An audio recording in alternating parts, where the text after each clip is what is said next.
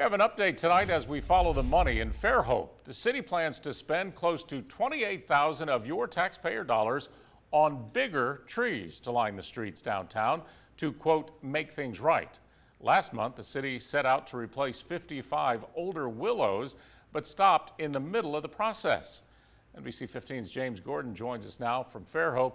James, those trees turned out to be much smaller than they expected. They did, Greg. You know, things didn't go as planned. These are some of the smaller trees that are dotting the landscape right now in downtown Fairhope. And of course, the plan now is to spend more money. It's unfortunate that they're having to do this over, but I understand that the trees that were there were just too big.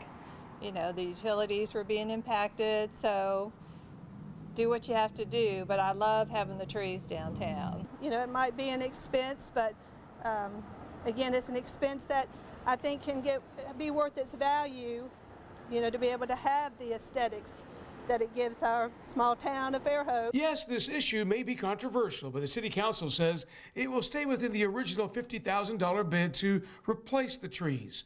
The city spent close to $23,000 on those smaller, now unpopular trees. In fact, the trees that we planted are already starting to show some new growth, and so we don't want to kill those trees, so we're going to have to dig those up, find another place to plant them. We're not going to let them go to waste, and then we will replace those with the larger trees, as many as we can buy. Nothing will go to waste, but much larger Chinese pistache trees are on order, estimated at $940 apiece. Council President Jack Burrell says the new spending is justified.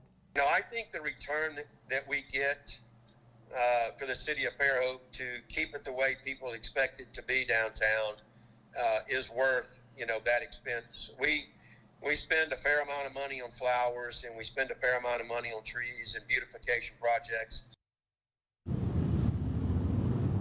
And it's a possibility they may spend even more money than that and plant more trees come March and February. And of course, that'll be left up to the new city council, which takes office in November. In downtown Fairhope, James Gordon, NBC 15 News.